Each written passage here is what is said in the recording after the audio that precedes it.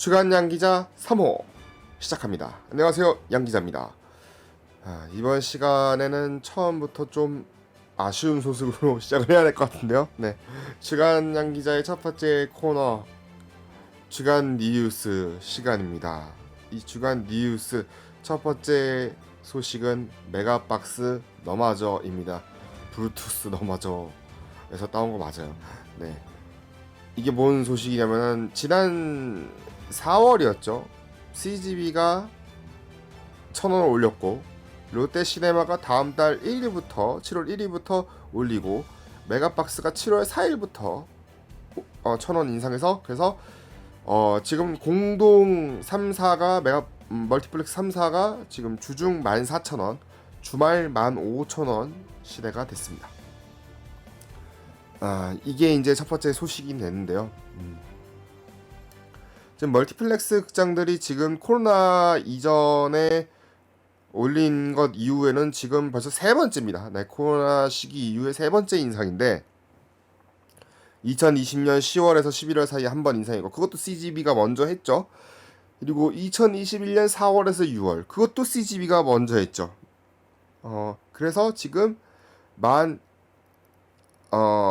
12,000원 뭐 이랬었는데 14,000원, 15,000원 지금 이렇게 되고 있는 상황입니다. 이게 지금 뭐 이유는 뭐 뻔하죠. 네, 극장 관계자들이 공통적으로 하는 말들은 2년 3개월 정도는 지금 적자가 아니었느냐, 적자가 되었기 때문에 극장이 적자이기 때문에 부득이하게 뭐 임차료도 문제가 있을 것이고 지금 뭐 치솟는 뭐 물가는 모두에게 다 적용되는 것이니까 네, 극장 임차료, 관리비, 고정 비용들이 늘어났고 뭐 팝콘에 대한 고정 비용도 늘어났겠죠. 심지어 뭐 물론 그 정도까지 늘어나지는 않았겠지만 네, 뭐 팝류라든지 뭐 옥수수 곡물 가격도 인상되고 다 인상되고 뭐 그렇긴 합니다만은 지금 3,000원이 오르는 동안 일반인들이 느끼는 그런 심리는 엄청나게 큰 거죠. 왜냐? 그 전까지만 해도 오르는데 간격이 이렇게까지 급하게 오르진 않았죠. 거의 뭐 3년, 2년 뭐 이런 주기로 해서 1,000원씩 올렸으면 올렸지. 이렇게 지금 2년 사이에 3번씩이나 올릴 정도로 그거는 좀 아니었다는 거죠. 네. 그렇다고 극장 시설이 좋아졌느냐? 일부 극장은 코로나 시기에 관객이 없을 때 살짝 리모델링 차원에서 몇 가지 손을 보곤 하긴 했어요. 제가 예를 들어서 제 동네에 가고 있는 메가박스 목동의 경우에는 한 몇 달 동안 극장이 쉬었단 말이죠. 쉬어가지고 운영을 했는데 물론 안타깝게도 MX가 네, 코돌비로 바뀌지 않아서 정말 아쉽기잖아. 코돌비다 돌비 시네마로 바뀌지 않아서 조금 아쉽긴 하지만 새로 가본 사용관도 가볼 때는 CT도 좀 바뀌고 좀 뭔가 변화가 있긴 있었어요. 약간은 그런 식의 변화, 시트의 변화라든지 그런 변화가 있었다면 이해라도 하는데 그런 것도 없었고, 네. 지금 정비를 한 것 같지도 않은데 네, 목돌비였어요. 라모타님 오셨군요. 아니, 그러니까 이게 있어야지 지금 되는 건데 관람 환경이 크게 달라진 것도 없는데 뭔 돈을 더 내서 그리고 또 어떤 분이 막, 쿠폰 쓰면 되잖아요. 뭐, 할인 쿠폰 뭐 있지 않나요? 통신사 할인, 뭐, 그냥, 뭐, VIP나 이런 거 할인. 아니, 그것도 그럼 원가가 이미 올라가 있는 상태에서 할인이 되어 있어야지. 아니야, 원가인다. 이미 그거는 원가에서 올라져 있으니까 할인해도 올라가 있는 건 똑같은 거잖아요. 지금 쿠폰들 줘봤자 2,000원, 3,000원, 뭐 그런 건데. 물론, 빵원 티켓 뭐 이런 건 있겠죠. 그건 진짜 극장에 대한 서비스, 극장에서 하는 이벤트 서비스라기보다는 그런 이제 그 해당 작품에 이제 어쩌면은 마케팅 차원에서 하는 거잖아요. 극장 내부에서랑 전혀 상관이 없는 거죠. 그것도 소수의 인원만이 결국 누리는 거잖아요. 네. 실시간으로 뭐 서버가 다운되기도 하고. 뭐 그냥 그런 거 말고, 네. 지금 2년 3개월 동안 오르는 동안 뭘 했냐라는 생각하면 한 게 없어요. 오히려 직원들 줄이기만 열심히 했죠. 그래서 어떤 사태가 일어나냐면 지난 4월 말이었죠. 직원들이 엄청나게 힘들어가지고 팝콘 만들어내랴, 소개하랴, 뭐 하랴 인원이 지금 뭐 없는 상태에서 그냥 극장들만 논하는 거죠. 논하는 그런 상황들이 발생하고 있는 거고 5월 달에도 지금 1,000만 관객이 한 달 1,000만 관객이 넘어섰고 1,000만 영화도 생겼지만 그런 기본적인 구조가 변화가 없는 상태에서 지금 뭐가 지금 바뀔지는 저는 모르겠어요. 네. 그래서 게다가 지금 이렇게 되면은 1인당 15,000원이란 말이죠. 그러면 3만원 곱하기 2죠. 주말 데이트. 주말 이제 데이트를 한답시다. 그러면 곱하기 하면 3만 원이에요. 3만 원 플러스 팝콘도 먹겠죠? 그럼 팝콘 콤보나 이런 거 해서 거의 이제 뭐 3만 5천 4만 원. 4만 원에다 잠깐 영화 보는데 뭐 영화 보러 데이트를 하는데 데이트만 합니까? 뭐 밥도 먹어야지? 그러면은 뭐 기본적으로 6만 7만 원은 깨지죠? 그러면은 그렇죠. 그 돈이면 넷플릭스 7이죠. 네. 그 돈이면 넷플릭스를 가거나 OTT를 갔는데 그러니까 메리트가 이제 떨어지는 거죠. 그러면 어떤 현상이 일어나냐? 진짜 영화를 보고 싶은 것만 보게 됩니다. 그러니까 이 영화는 극장에서 봐야 될까 말아야 될까가 아니고 그냥 극장에서 봐야지 안 봐야지가 돼요. 이미 그냥 나눠져 버려요. 그러면 독립영화는 더 보기가 꺼려지게 돼요. 이걸 내가 15,000원씩이나 보면서 이거를 내고 봐야 돼? 라는 그런 생각에서 보면은 그러면 이제 오히려 같은 비용이잖아요. 같은 비용이 같은 상황이잖아요.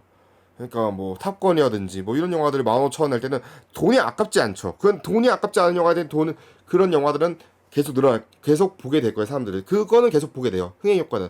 지금 12시 기준이니까 박스 오피스가 나왔을 것 같은데 오늘자 박스 오피스가 나오면은 이제 확인해 보겠지만 21만이 봤단 말이죠. 탑건 매버릭이 첫날보다 두 번째 날보다 더 많이 봤어요. 그러니까 지금 입소문에 의해서 많이 보는 영화들에 의해서는 계속 많이 보게 될 거예요. 하지만 중간 라인이 없어집니다. 이 여기서 말하는 중간 라인이란 것은 지금 쉽게 말하면 1일 박스 오피스 7에서 10위권을 차지하는 영화들, 주말 박스 오피스 7에서 10위까지 차지하는 영화들이 옛날만큼 그렇게 올라오지 못합니다. 지금. 그 옛날에는 아무리 1,000만 관객이 한 달에 들어오더라도 7위에서 10위권 하는 영화가 주말 박스 오피스에 10,000명은 최소한 넘어요. 근데 지난 주말 박스 오피스를 보면은 지금 3,000명, 8위, 9위, 10위가 주말 관객이 주말 3일 동안 이게 뭔 뜻이냐면은 양극화가 더 심해졌다는 걸 의미하는 거거든요. 극장 산업은 돌아왔다고 하더라도 이게 지금 이거는 아마 상업 영화를 뭐 즐기시고 상업 영화를 보시는 일반 뭐 관객분들에게는 전혀 해당이 될 문제가 아닐 수도 있어요. 하지만 독립영화를 좋아하시는 분들 아니면 그런 뭐 통계적으로 영화를 뭐 고루고루 즐기시는 분들에게는 이건 진짜 악재다. 한번 이렇게 금액이 많이 올라버리면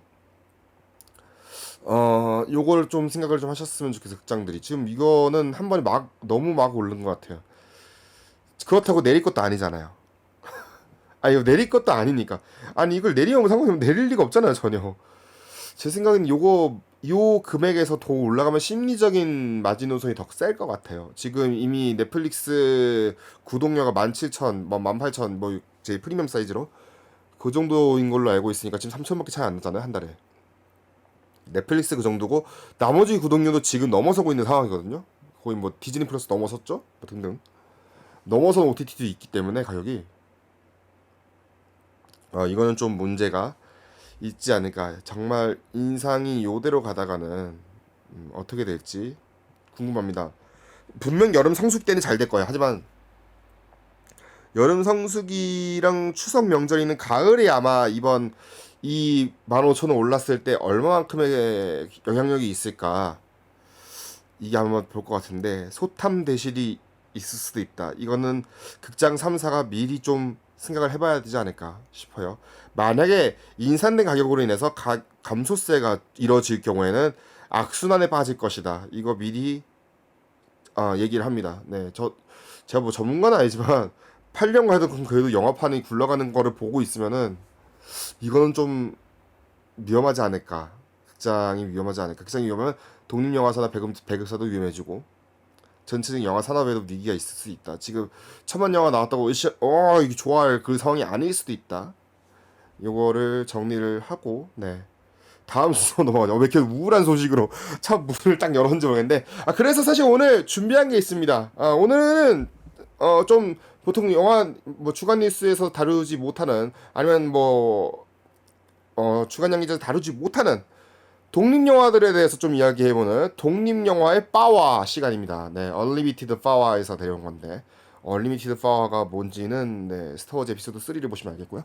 자, 아무튼간 독립영화의 파워 시간에서는 제가 요즘 최근에 봤던 독립영화들을 좀 살펴보는 그런 시간입니다. 그렇죠. 내가 마음대로 하는 건 방송 아니겠습니까? 그래서 제가 최근에 본 독립영화를 좀 기준으로 해서 이야기를 나눠보도록 하겠습니다. 지금 최근에 다큐멘터리 영화들이 많이 개봉을 했어요. 한국 다큐멘터리 영화들이. 그 중에서 제가 두 편을 봤는데, 이 두 편의 영화들을 토대로 해서 이야기를 좀 나눠보도록 하겠습니다. 첫 번째 다큐멘터리 영화는, 네 얼굴이라는 다큐멘터리인데요. 어, 네 부모 얼굴이 보고 싶다 영화는 절대 아니고요. 네. 이 리얼구 영화는 발달장애인 은혜 씨가 양평의 문후리 리버마켓 셀러가 되어서 진정한 아티스트로 성장하는 과정을 생생하게 담아낸 작품입니다. 23일날 개봉을 했고요. 이 감독님 영화를 사실 제가 한 편도 안 본 줄 알았는데 이미 한 편을 본 적이 있더라고요. 명령 불복종 교사라고 이 일제고사가 실시됐을 당시에 일부 이제 교사들이 파면이나 해임된 그런 중징계가 있었거든요. 그 사건을 좀 조명했던 영화였었습니다. 네. 이 작품을 연출한 서동일 감독이 메가폰을 잡았는데 이 서동일 감독의 아, 딸이 바로 은혜 씨라는 거예요. 네. 이 서 감독은 딸을 비롯한 발달 장애인을 당연히 뭐 동정의 대상으로 뭐 영화를 잡을 때 바라보지 않았고요. 스스로 꿈을 쫓고 행복을 찾아가는 네, 한 사람으로서 희망을 전달해줬죠. 참고로 은혜 씨가 최근에 종영했던 드라마, TVN 드라마 있죠. 우리들의 블루스에서 영옥의 언니, 한지민 씨의 언니죠. 영희를 맡아가지고 또 찬사를 받은 바 있죠. 이 작품도 상당히 저는 스크린으로 봤었는데 흥미로운 작품이었고 스크린으로 작년에 먼저 본 게 있어요. 부산 국제영화제 스크린으로 먼저 봤던 게 모라는 작품이에요. 이 영화가 좀 의미가 있었던 게 뭐냐면은 어 저는 요 근래 봤던 한국 다큐멘터리 중에 좀 아마 평점도 아마 가장 높을 거예요. 지금 최근 평점 중에. 근데 확실히 그 느낌이 왔어요. 이 작품이 발레리노가 아니고 발레리나가 되고 싶었던 성소수자 이태원 지하클럽에서 전위예술의 메카 뉴욕 라마 극장 무대에선 드래그 아티스트 이게 스토널 항쟁 기념으로 해가지고 하는 공연이었거든요. 파격적인 글쓰기를 추앙받는 에세이스트까지 세상의 규정에 저항한 아티스트 모지민 씨의 삶과 예술을 담은 그런 작품이 되겠는데요. 부산국제영화제 스크리너로 봤을 때 느꼈던 거는 참 다양한 형태로 보여줬던 작품이 아니었나. 단순하게 이제 그려지지 않고 좀 약간 다양한 그런 성소수자 그런 삶을 정말 다양한 시각으로 보여주고자 했고 이 작품 연출의 이이라 감독 같은 경우는 모호가 세상이라는 무대에 펼치는 드래그 쇼이자 자신을 사회의 구성으로 인정하지 않는 세상을 향해서 던지는 탄원서라고 이야기를 했습니다. 이 두 편의 다큐멘터리도 봤었고 최근에 왔던 독립영화 중에 하나가 더 있었는데 우스운 게 딱 좋아라는 작품입니다. 우스운 게 딱 좋아가 영화제에서 했었던 코미디 단편 영화를 한 자리에 이제 네 편의 옴니버스식으로 구성한 작품인데 1990년대생 젊은 두 감독이죠. 김현과 장희연 감독이 각자의 예리한 감각으로 순간을 포착한 작품이 되겠습니다. 네 작품이 뭔지 각각 한번 소개를 해드린다면 첫 번째가 눈치 돌기 김현 감독의 작품입니다. 조별과제로 어쩔 수 없이 모인 대학생들의 불협화음을 그린 작품이에요. 눈치가 없는 친구로 인해서 서로가 이제 화를 내죠. 화를 내는데 자유롭게 친구의 자취를 드나드는 모습도 있고 좀 웃겨요. 네. 김현 감독이 눈치 없고 오지랖이 넓은 내 자신을 비웃기 위해서 이 영화를 만들었다라고 밝혔습니다. 이 작품이 2019년 제18회 미장센 단편영화제 관객상을 받았고요.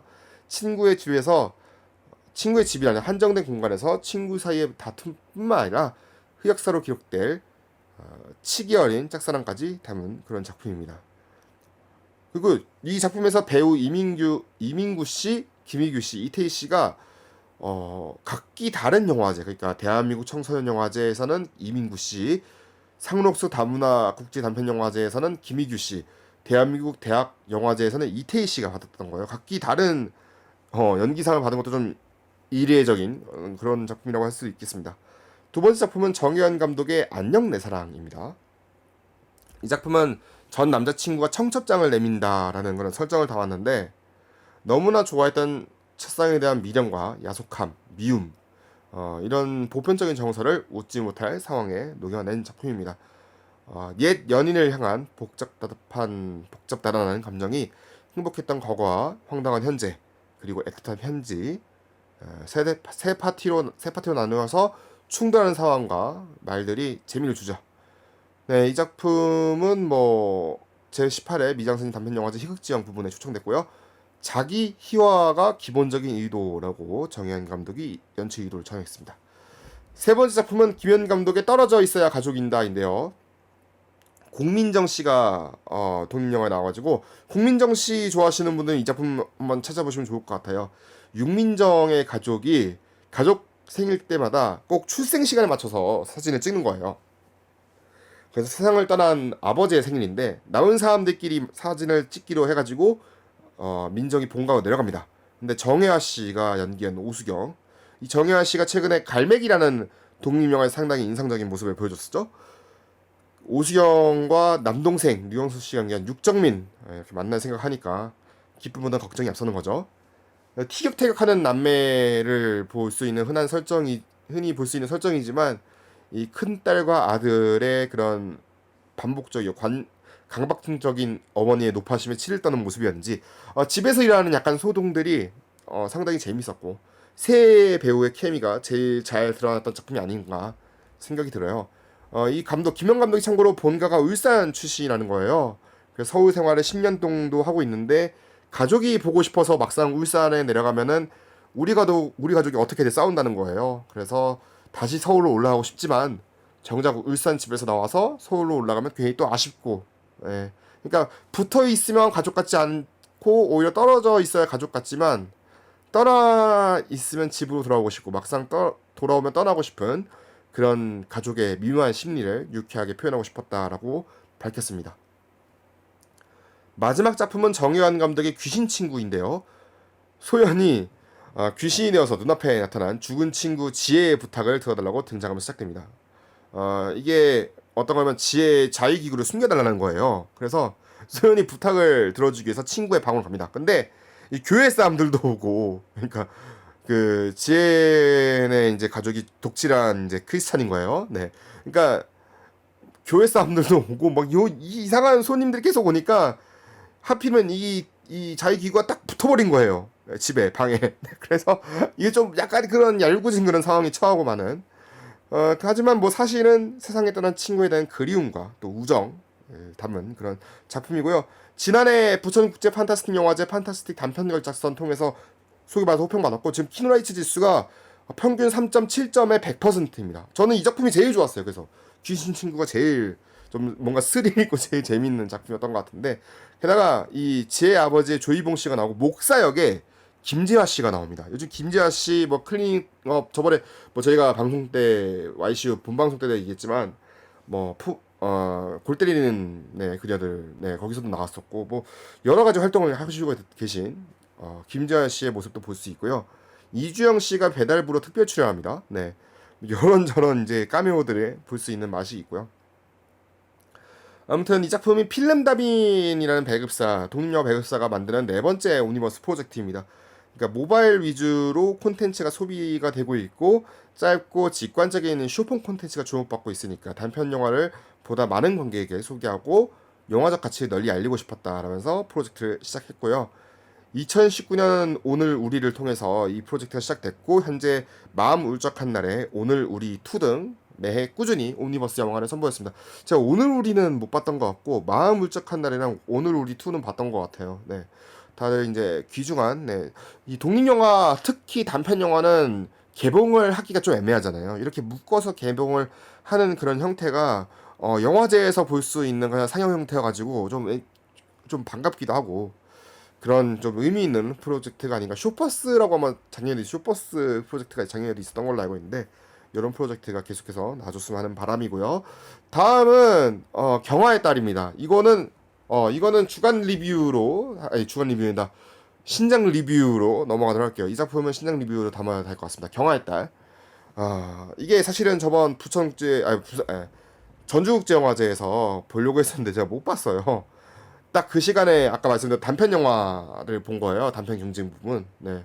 그래서 같은 시간에 하느라 이걸 못 봤는데 이 작품이 한국경쟁 후보에 올랐고 CGV 아트하우스 배급 지원상, 아트하우스는 잘 있나? 아무튼 왓챠가 주목하는 장편상까지 2관왕을 차지한 작품이 됐습니다.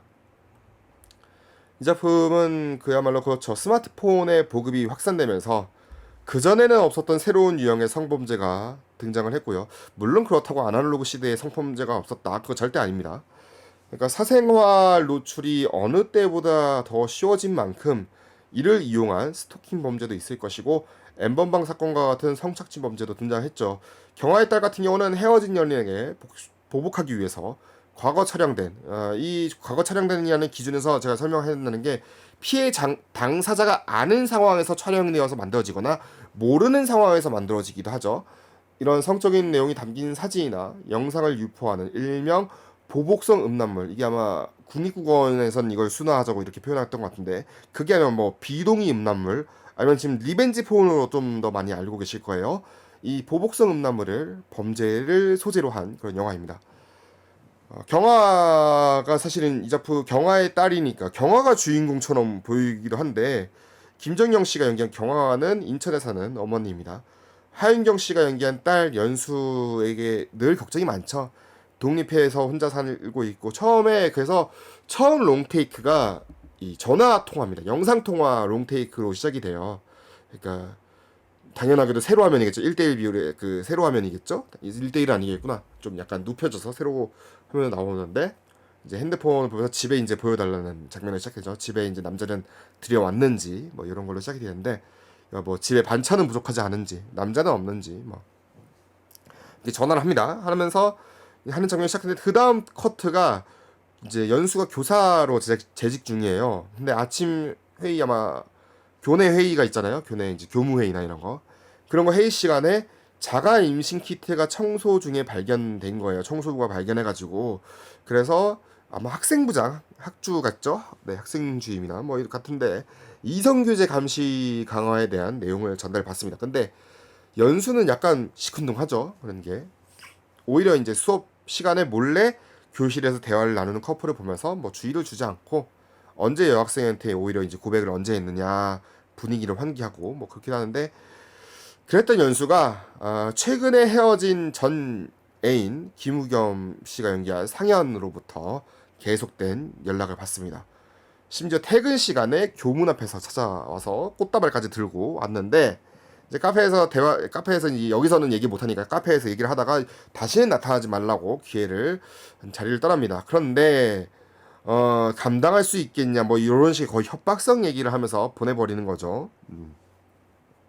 며칠 뒤에 연수의 대학 동기를 비롯한 지인, 그리고 불법 영상 사이트에 교제 중인 그러니까 인터넷 불법 영상 사이트도 있잖아요. 그런 사이트들에 교제 중에 촬영한 성관계 영상이 유포되는 그런 사건이 벌어집니다. 심지어 딸이 남자친구가 있을 거라는 거를 상상도 하지 못한 경아가 그 메시지 링크를 받아가지고 영상을 보게 되며 기겁을 하게 되죠. 두 사람 이제 모두 이제 모녀가 모두 이제 뭐 자신만의 방법으로 탈출구를 모색하려 하지만 쉽지가 않죠. 뭐 경찰로서도 할 수 있는 게 극히 제한적이었고, 연수가 신고를 했지만 뭐 경화 같은 경우는 버려진 연수의 물건을 확인해 가지고 상현의 부모가 문을 연 카페에 갔었고, 경화를 보자마자 도망을 치는 상현도 발견했고요. 하지만 동영상 그 사이에 삽시간은 웹하드, 토렌트, 불법 사이트 등에 그냥 완전히 퍼지고 된 상황이고, 연수는 디지털 장의사 서비스를 통해서 해당 영상을 내일, 하지만 추가 비용 부담이 엄청나게 세죠. 상현이 자신의 범행을 인정하지만 연수는 재판을 준비합니다. 그 과정에서 잘못한 것이 없지만 솟구치는 두려움, 심적으로 많은 부담감과 고통을 느낀 연수가 교사 일을 그만둡니다. 그는 살던 집도 팔아가지고 맨션으로 이사를 하죠. 근데 엄마가 이제 오라고 하는 거예요. 와서 얘기를 하는데, 엄마가 근데 감싸주기는커녕 거의 뭐 속된 멸칭이죠. 뭐 걸레란 말까지 쓰면서 모멸감을 주는 그런 소리까지 하니까 연수가 좀 더 마음이 고립이 되고 말죠. 그런 상황에서 이야기가 전개가 됩니다. 아무튼 이 작품은 김정은 감독의 첫 번째 장편 영화입니다. 데뷔작이고요. 그간 섬세하고 사려 깊은 태도로 사회의 약자를 살피는 시선을 담아낸 작품을 연출해 왔어요. 우리가 선택한 이별을 통해서는 노량진 임용고시생의 이야기를 통해서 청춘을 돌아봤고, 야간 근무를 통해서는 공장에서 야간 근무를 함께하며 우정을 쌓은 두 여성의 이야기를 담았습니다. 경화에 따라서 가장 흥미로운 지점은 당연하게도 피해자의 고통을 어떻게 연출하는 거인가겠죠. 현실적으로 사건을 보여주면서 동시에 고통을 전시하지 않으려 했고, 일명 피해자다움에 갇히는 것을 철저히 경계했습니다. 심파로 만들 법한 이야기 구조이지만 감정을 과잉하거나 폭발하지 않았고요. 절제하는 방식으로 인물의 디렉션이 정해져 있는 것처럼 느껴졌습니다. 그리고 이 경화랑 연수 주변에 다양한 세대의 여성 캐릭터를 배치했고요. 이들이 어떻게든 연결되도록 해줬습니다. 연수의 동료 여성교사 같은 경우는 구시대적 관습에 그저 보고만 있지 않고 사회복지사로 일하는 경화가 담당 중인 환자에 따른 변호사였죠. 그래서 이제 연수의 상황을 듣게 되죠. 경화 역시 남편으로 가정폭력을 당해왔었고, 여러 소문이 경화의 동네에 퍼져 있었던 상황이었습니다. 이를 알고도 방황했던 친구도 연수의 일이 발생하자 자기 잘못을 깨닫고 사과를 건넵니다. 연수가 사실 그래서 어떻게든 생존을 위해서 비대면 수업을 하는데, 그 비대면 수업을 하면서 만난 여학생도 연수와 유사한 고민을 하고 있었죠. 그러니까 현재 20, 30대가 아닌 10대 여학생들이 겪는 이야기까지 풀어나오면서 경화의 딸이 단순하게 조연들이 두 사람의 NPC처럼 등장하는 캐릭터가 아니라 조금 더 입체적인 캐릭터로 돌아와서 모녀와 등장해서 생각할 거리를 만들어냈습니다. 또한 경화에 따른 전형적인 가족 영화의 공식처럼 해피엔딩을 추구하지 않습니다. 모녀의 갈등이 완벽하게 해소되지 않았고요. 주인공의 고통 역시 실존하는 피해자가 그러하듯이 영원히 치유될 수 없는 일로 그려집니다. 그런데도 두 사람의 관계가 분명히 다시 진전할 수 있는 파장으로 연출이 됐죠. 사실 아까 전에 걸레라는 표현을 제가 얘기를 했는데, 이 경화가 PC방에서 유출된 연수의 영상 리스트를 조회하고 있는데, 다른 이제 댓글들을 본 거죠. 거기 있는 사이트에 있는 댓글들을 보면서 그 댓글 중에 하나가 자기 딸에게 이제 걸레라고 하는 그런 표현을 본 거죠. 그래서 자신이 가장 사랑했던 사람한테 다른 사람보다 못한 말을 했다는 자책의 심정으로 어떻게든 경화가 딸에게 용서를 구했지만, 물론 연수는 당장 아니더라도 그걸 언젠간 받아들일 것이다 라고 저는 생각하면서 영화를 봤고요. 이 작품은 아마 지금 2주차 하니까 극장에서 보시기는 좀 더 힘들어지지 않았을까 싶어요. 아까 서두에 말씀드렸다시피. 그러니까 뭐 IPTV라든지 이런 걸 통해서 한번 체크해보면 또 좋을 만한 그런 작품이 될 것 같고요. 사실 오늘 탑건 얘기를 해야 되는데, 진짜 탑건 얘기를 해야 되는데 제가 탑건을 준비를 사실은 제대로 못했습니다. 네. 탑건 얘기를 해야 되는데 탑건 얘기를 못하고 있는 이런 판국인데, 사실 탑건은 끝나고 일반 상영입니다. 일반 상영 아이맥스 끝나고 박수가 나왔어요. 아니 근데 박수가 나올 수밖에 없겠더라고요. 박수가 딱 나와가지고 저는 첫 장면부터 솔직히 말하면 첫 장면부터 다리가 저렸어요. 네, 자리가 쉽게 말하면 이제 찌릿하는 그런 느낌을 받았는데, 잠깐 이제 시놉시스만 얘기하면 그런 거예요. 이제 1편에서 이제 사건을 해결하고 미흑이를 막 격추했던 그런 영웅적인 경험이 있고, 훈장도 여러 번 있지만 아직도 이제 뭐 그렇게 쉽게 말하면 계급 승진을 거의 못한 거죠. 네, 못한 거와 다름없지. 그 나이에 이제 계급이 거기라는 거는 승진을 거의 못했다는 건데, 그러니까 여전히 테스트 비행 조종사로서의 그런 삶을 살고 있는 매버릭의 모습이 등장합니다. 네. 근데 이제 그러다가 이 매버릭이 테스트를 하는데 좀 약간 그 고위층의 심기를 좀 건드린 거예요. 근데 그 고위층이 에드 해리스인 거예요. 아니 에드 해리스는 아시다시피 여러분이 가장 좋아하시는 액션 영화 뭔지 모르지만 저는 그 중에 하나가 더록이거든요. 더록에서 험멜 장군이었잖아요. 더럭에서 혼멜 장군 맡았는데 여기 와가지고 딱 그 약간 그런 이제 테스트 이제는 드론이 앞서 드론의 세상이다. 드론으로 테스트 비행을 하면 되는데 뭔 조종사가 테스트 비행 인간이 테스트 비행 해가지고 비행기 날려먹으려고 환장했느냐 했는데 매버릭이 진짜 날려버렸어요. 날려버리고 만 거죠. 자기의 그 한계를 주장하는. 그래서 결국에는 좌천됩니다. 근데 좌천된 곳이 어디냐? 탑건 스쿨이었죠. 네, 탑건 스쿨이면 본인이 옛날에 소시적에 다녔던 곳인데 80년대 중반 소시적에 다녔던 곳인데 복귀 목령이 떨어집니다. 여기가 상위 해군 파일럿, 엘리트 해군 파일럿을 훈련하는 곳이죠. 이제 그곳에서 이제 갑자기 교관을 하라는 거예요. 네. 불가능한 작전인데 사실상 작전이 우라늄 뭐 농축 시설이 있는데 그거 파괴해라. 뭐 우리가 지원해 줄 수 있는 건 많지가 않다. 뭐 살아 돌아오면 좋겠지만 그러지 못하더라도 뭐 국가는 뭐 거의 해줄 수 있는 게 없다. 뭐 그런 비슷한 그런 얘기인 것 같은데 그거를 이제 해라는 그런 거예요. 그래서 매버릭이 작전 수행을 위해서 훈련생 개개인의 그런 걸 올려야 되는데 하필이면 거기에 1편에서 매버릭의 정말 정말 절친했던 친구였죠. 근데 죽었죠. 네, 사고로 인해서 죽은 구스의 아들이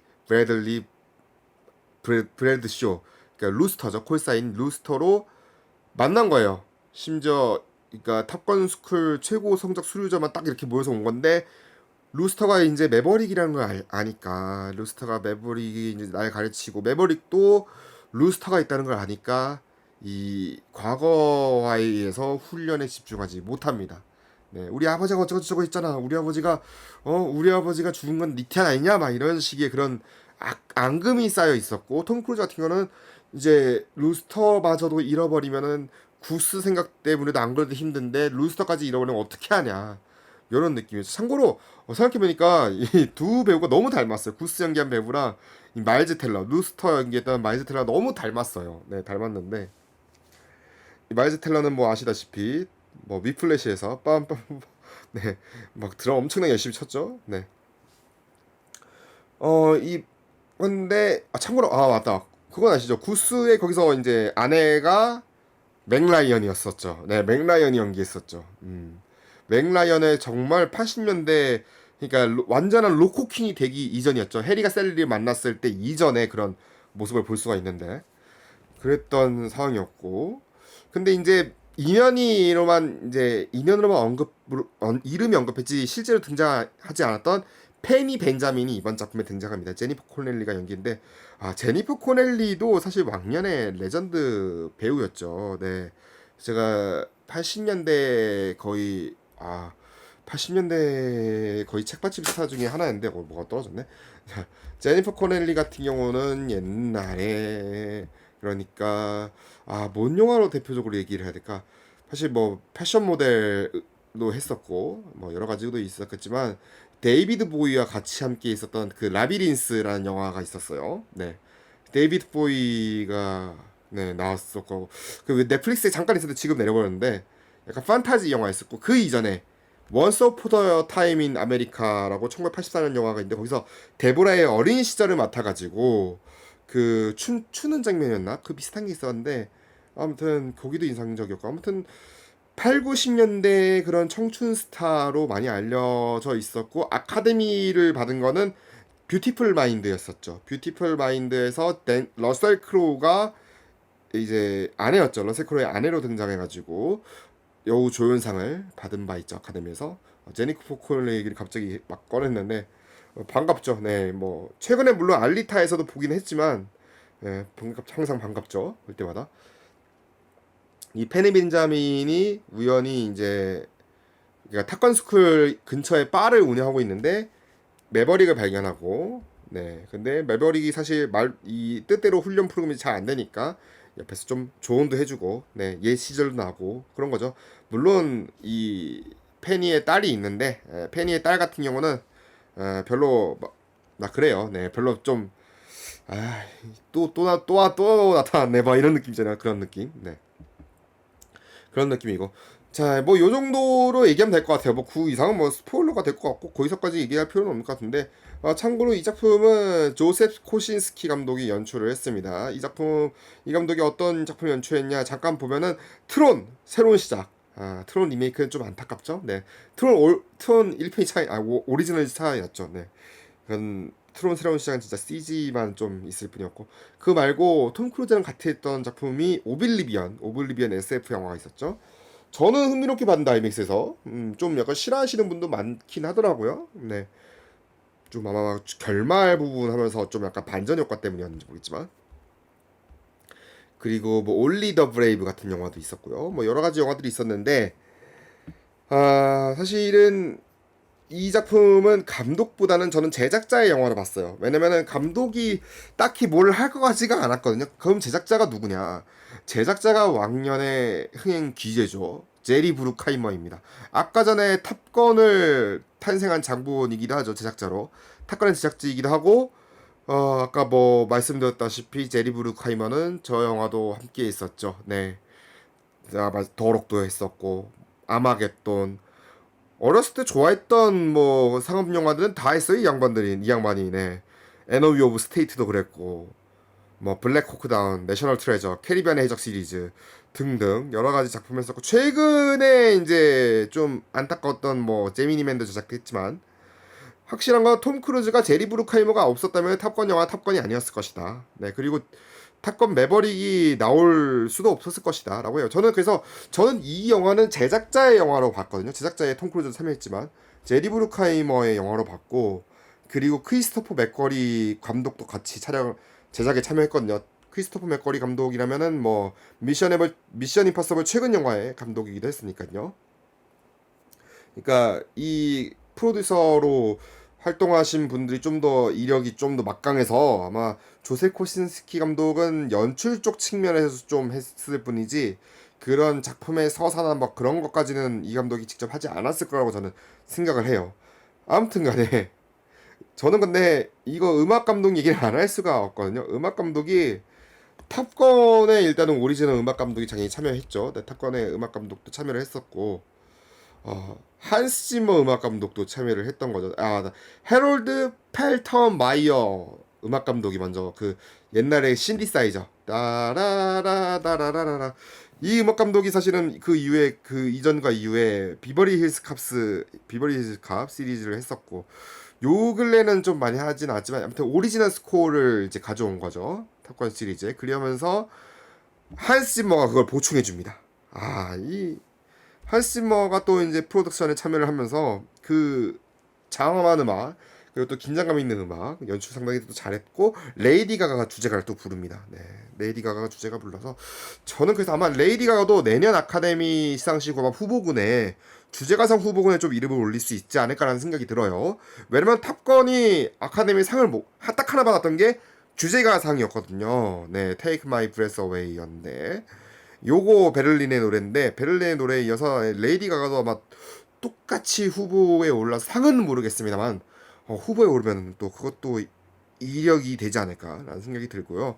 당연히 뭐 탑건이 그러듯이 음향상 후보는 거의 유력하다고 생각이 됩니다. 네, 아카데미 미리 얘기했지만 음향이나 뭐 시각 효과상 쪽 후보는 뭐 당연하다고 보고, 말에 운도 좋으면 작품상 후보도 있겠지만 작품상 후보는 저는 좀 이거 너무 설레발일 것 같고, 그건 좀 조심히 봐야겠지만, 음향이나 이제 기술 분야 쪽에서는 이 작품이 충분히 후보에 오를 가능성이 높겠다.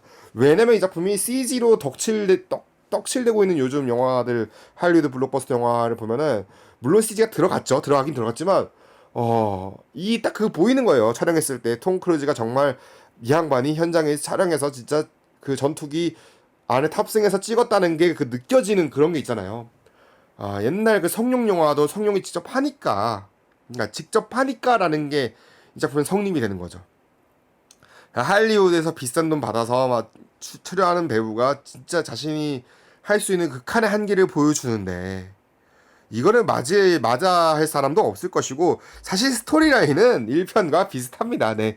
1편의 거의 스토리를 복습하는 그런 느낌이기도 한데, 하지만 내용도 사실 유사하죠. 그리고 저는 개인적으로 이 내용이 약간 스타워즈가 생각이 많이 나요. 네. 저는 보면서 약간 이거 스타워즈 새로운 희망인데 라는 생각이 아니 그 관역의 사이즈라든지 그런 상황들이 그러니까 야빈 전투죠. 네, 야빈 전투 했을 때 거기 딱 그 데스스타 한가운데 그 꽂아 넣어야 되는 가운데서 적기가 출현하고 적기 중에는 뭐 포스를 쓰는 막 저기 누구야 저기 다스베이더도 나타나는데 여기는 오비안이 살아있는 거야. 오비안이 거기는 죽어 있었지만 오비안이 같이 살아 있어가지고 오비안과 루크가 함께 날아다니면서 싸우는 그런 느낌. 네. 그래서 좀 약간 마지막은 너무 스타워즈인데라는 생각도 들고 맨 마지막에 쏘는 맨 마지막 장면 같은 경우도 약간 그 한솔로 같은 느낌 있잖아요. 한솔로 약간 한솔로 같은 느낌도 드는데 나는 그 오마주가 딱 스타워즈 오마주인가 싶었는데 하지만 재미는 있었다는 거죠. 네, 그만큼의 재미는 보장해준다. 이 작품이 정말 아이맥스에서 봤을 때도 웃음이 엄청나게 많이 나오고 이 비장함에서 나오는 웃음이 저는 진짜 찐인 것 같아요. 네. 그리고 레이디 가가의 I'm Ain't Worried와 I'm Ain't Worried 그리고 Hold My Hand. 근데 Hold My Hand가 이제 아마 홀드 마이 핸드가 아카데미 후보에 오를 가능성이 높다. 뭐 이런 정도 얘기하면 될 것 같고 톰 크루즈가 이제 한국에 이제 갔다 왔지만 그 감흥이 아직도 있는 것 같아요. 사실은 톰 크루즈가 10번이나 이제 한국에 온 거잖아요. 한국에 오면서. 뭐 정말 그것도 립서비스 같긴 하지만 그 뭐랄까요 막 자기는 2, 30번 더 오겠다 막 이런 것도 립서비스 같긴 하지만 그런 립서비스라도 해주는 배우가 사실은 톰 크루즈밖에 없는 것 같아요. 네. 그리고 내년에 오겠다라는 말은 뭐 대놓고 이제 내년에 미션 임파서블 다음 영화에 네, 올 것 같다. 오겠죠. 오시겠죠. 뭐 안 올 리가 있겠습니까? 네. 아니 뭐 어련하겠습니까? 네, 올 것 같고 엊그저께 처음 봤을 때 그 떨림이 있기 때문에 저는 조만간 4D로 한번 더 봐야 될 것 같은 느낌 들어요. 아이맥스로 볼 때도 나는 아이맥스인데도 4D 타는 느낌이 받았거든요. 아이맥스인데도 뭔가 그 상승하는 부분은 나도 같이 이렇게 뒤로 막 젖혀지는 느낌을 받았는데 4D로 보면 얼마나 더 젖혀질까 라는 생각도 들었고 정말 아마 영화 정말 테마파크로서의 영화의 기능도 있겠지만 저는 시네마로서의 영화의 기능도 이 작품이 했다고 생각을 해요. 물론 정치적인 측면에서 이 영화를 바라본다면 좀 약간 다르게 해석할 수도 있을 거예요. 네, 정치적으로 해석한다면은 뭐 그러니까 레이건 대통령도 배우 출신이니까 레이건 시대의 유산이었던 거죠. 탑건이. 그랬는데 지금 만약에 탈냉전 시대잖아요. 지금은 또 이른바 탈냉전 시대이고 미국과 러시아의 관계가 더 좀 뭔가 악화되고 있는 상황이고 그런 상황에서 뭔가 다시 우렁차게 날아 올라가는 Make Great America Again.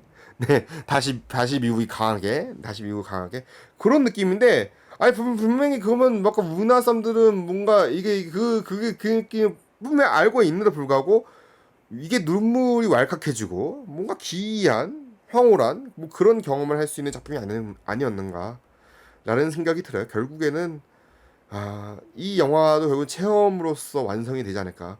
네. You Complete Me 명대사가 있잖아요. 톰 크루즈 옛날에 그 제리 맥과이어서 이 영화가 정말 완벽하게 관객을 그런 딱 만들어주는 그런 느낌이었을 것 같아요. 자, 그러면은 오늘의 메인 코너로 넘어가야겠죠. 오늘의 메인 코너는 이 영화 진짜 하기 싫었는데 해야겠네요. 마녀입니다. 네, 마녀 파트 2, The Other One, 웨요로 답니다. 네, 웨요.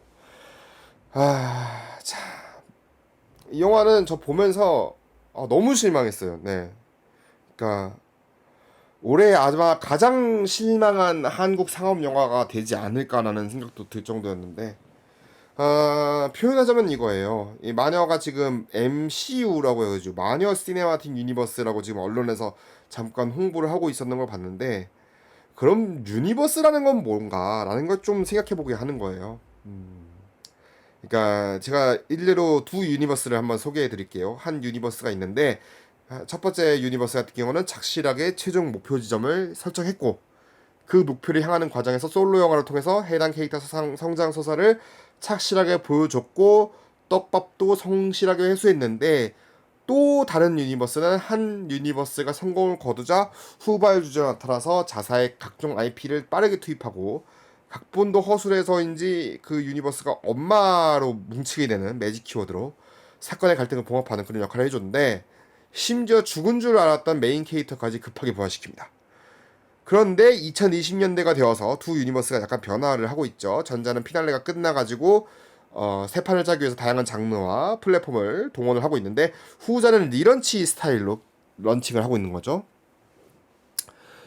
물론 그 유니버스의 차세대 메인 캐릭터를 맡은 배우가 지금 완전 트러블 메이커가 돼가지고 네 도망다니고 있는 신세이긴 하지만 이쯤 되면도 두 유니버스가 어떤 유니버스인지는 제가 실명을 거론하지 않았습니다만 전자와 후자가 뭔지는 아실 거예요. 네 유명한 네 코믹스 어드벤처 코믹스 장르 쪽인데 자 마녀 파트 2 디아도 1은 어느 쪽에 속할까인가예요.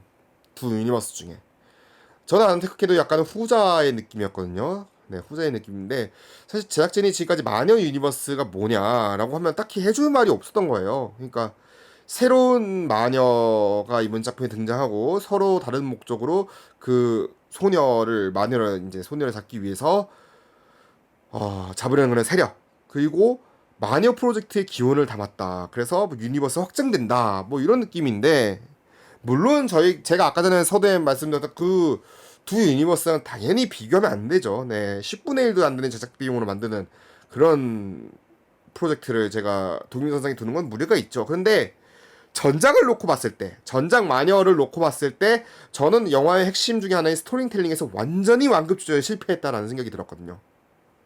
영화 기본 뽀대가 일단은 마녀의 반복입니다. 이 작품은 마녀 2는 팬이상 마녀 2로 할게요. 마녀 파트 2 디아도 1까지 하기 너무 힘들어서 이제 신시아 씨가 이제 뭐 엄청난 경쟁력을 뚫고 소녀를 맡았는데 이 소녀가 초토화된 비밀 연구소 아크에서 깨어나서 홀로 세상 밖으로 나타나고 갈 곳이 없어서 떠돌던 중에 우연히 경희를 만납니다. 이 경희가 박은빈 씨가 연기했죠. 경희가 세상을 떠난 아버지가 남긴 농장에서 남동생 대길과 성규빈 씨가 연기했죠. 대길과 함께 지내고 있었는데 리조트 개발권으로 농장 소유권을 노리는 조직 보스 용두 하니까 무슨 뭐 윤두가 생각나는데 네 윤두 MCU에 있었던 진구 씨가 맡았는데요. 이 용두와 마찰 중이었던 거예요. 그래서 좀 약간 위기의 상황에 처했는데 아무튼간에 이 소녀가 구해줬고요. 경희가 이 소녀를 농장으로 되살펴 데려와서 보살핍니다. 그런데 용두가 이 남매를 위협하기 위해서 농장을 찾아가서 소녀를 만나는데 이 소녀의 기행의 모든 게 수포로 돌아갈 것 같으니까 소녀를 제거하기 위해서 다른 방법을 동원한 것이죠. 여기까지 상황이 1편 시놉시스랑 상당히 유사합니다. 그나마 차이점이 있다면 이 김다미 씨가 연기했던 구자유는 평범한 고등학생이었던 것이고 소녀가 세상과 격리된 삶을 살았기 때문에 감정 표현이 어색해서 대길로부터 외계인이 아니냐라는 소식까지 들어야 했던 것이 있었죠. 그런데 여기서 문제의 것은 이 소녀의 능력이 1편의 초중반까지 보여줬던 자윤의 능력보다 훨씬 더 센 거예요. 그러니까 마녀 1편이 흥미로웠던 거는 구자윤이 슈퍼히어로처럼 자기 능력을 인지하고 성장했고 가족을 구하거나 사랑하는 사람 위해서가 아닌 자신의 생존과 복수를 위해서 움직였던 캐릭터로 봤거든요. 근데 소녀는 갑자기 사기 캐릭터 일명 데우스 엑스 마키나가 됩니다. 그래서 주차된 자동차로 용두의 부하들 그냥 밀어버리고 막 한 방에 부하 날려버리고 무슨 뭐 정말 존재감 들었는데 너무 웃긴 거예요. 우스꽝스러운 거예요. 액션은 카타르시스가 있어야 되는데 이 카타르시스가 없고 그냥 막 날라다녀. 약간 주성치 영화의 그 소림축구 보는 느낌인데 소림축구는 그 분위기를 만들어서 나오는 우스꽝스러운 액션이 있었기 때문에 가능한 건데 이 분위기가 완전히 달라진 상황에서 우스꽝스러운 내용이 나오니까 짜친 거죠. 쉽게 말하면 짜쳐버리니까 감흥이 떨어진 거예요. 근데 작품의 중반부가 되어서 이렇게 소녀가 액션을 펼치거든요. 심지어 그게 50분, 1시간 정도 되는 시간대예요. 그 나머지 저는 뭘 했냐? 그거 1시간까지는 뭘 했냐인데 새롭게 등장하는 다른 캐릭터의 서사를 쌓기만 급급합니다. 왜냐면 그래야지 이 작품이 1편의 시놉시스가 반복되고 있다는 걸 관객이 쉽게 알아차릴 수 없다는 거예요. 없기 때문인 거예요.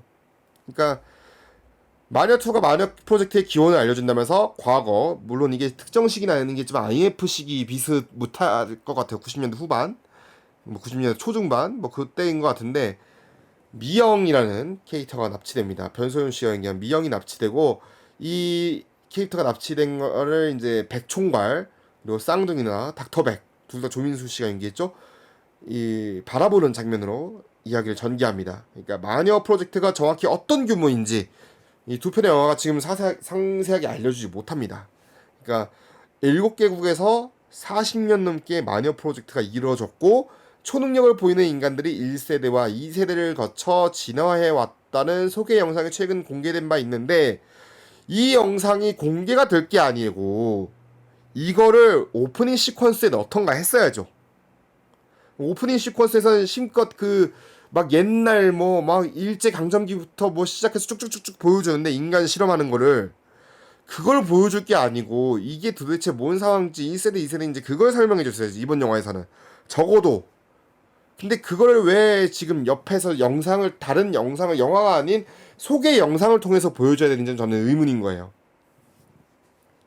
이 개념을 설명해 주겠다는데.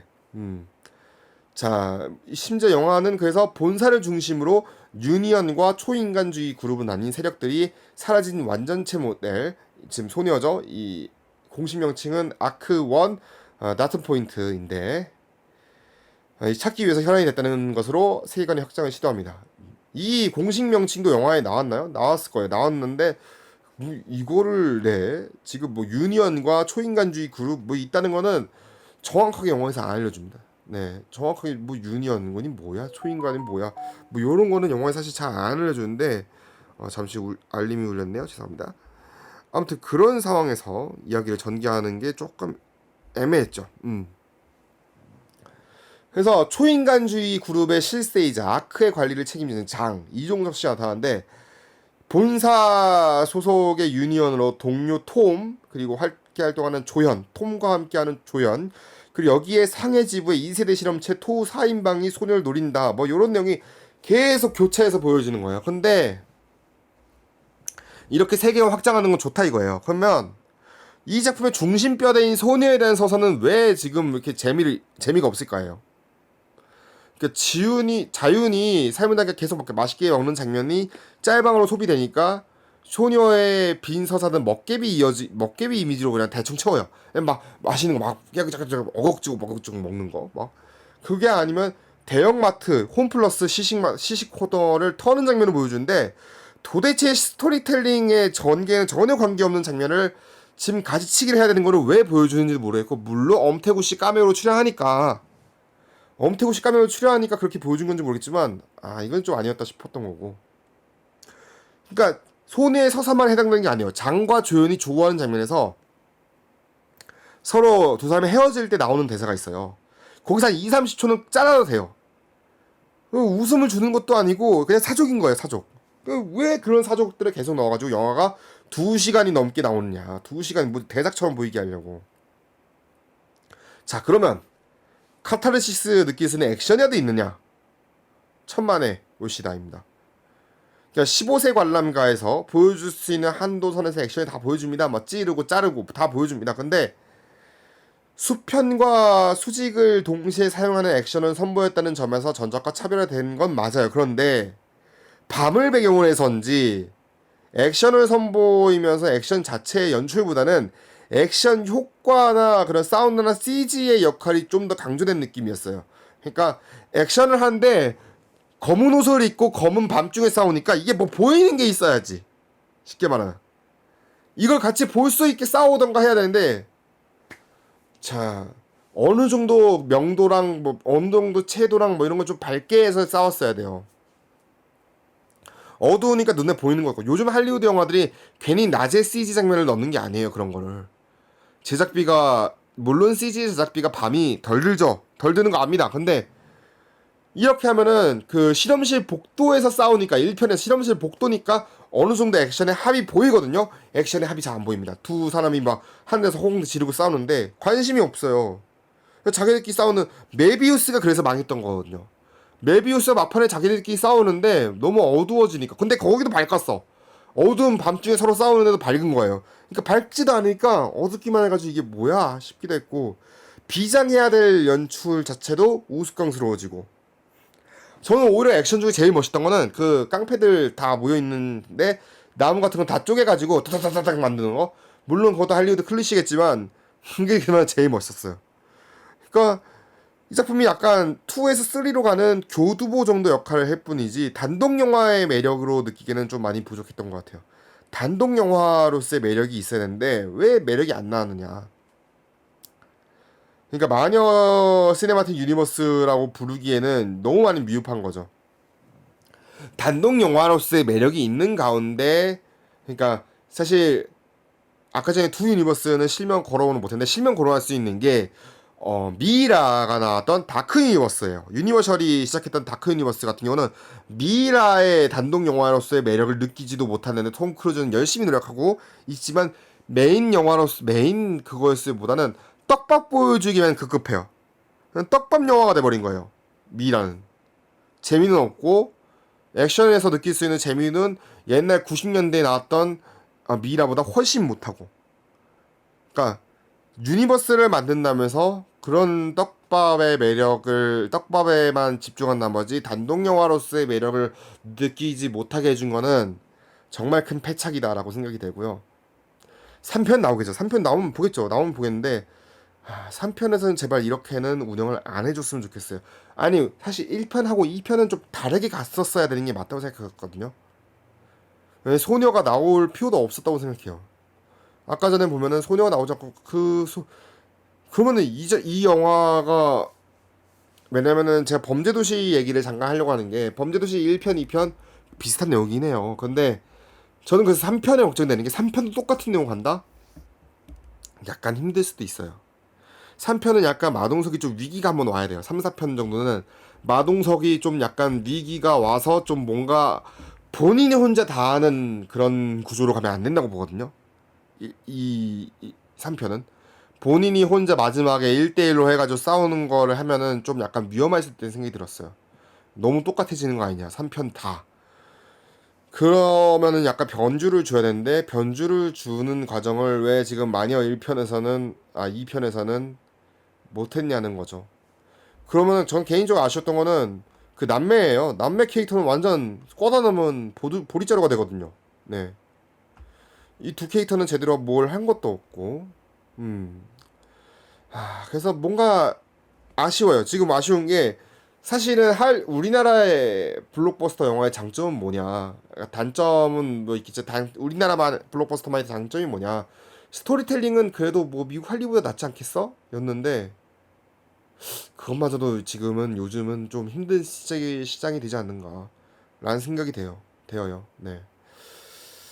마녀는 그래서 조금 너무 많이 아쉬워가지고 이 영화에 대한 이제 기대가 안 그래도 1편 때 저는 좀 줄었는데 2편 때 더 줄 것 같아서 걱정이 됩니다. 아무튼 오늘 여기까지 하고요. 다음 시간에는요. 다음 시간에는 제가 이제 헤어질 결심을 받죠. 헤어질 결심 받고 커먼도 받기 때문에 이 헤어질 결심을 외요로 하고 커먼과 다양한 영화들의 리뷰를 전달을 해드리도록 하겠습니다.